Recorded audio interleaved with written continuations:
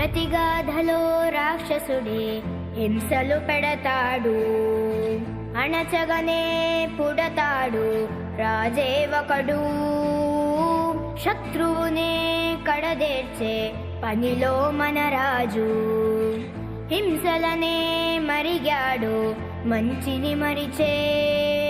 నీచుడి అంతు చూశాడు, పంతంతో పోరాడి క్రోధంతో మారిపోయాడు. తానే ఒక రక్కసుడై సాధించే గుణం ఉండాలి, బలవంతుడైన ఎదిరించాలి. మీ ఓర్పు నేర్పునిక చాటాలి, గెలవాలంటే మన్నించాలి.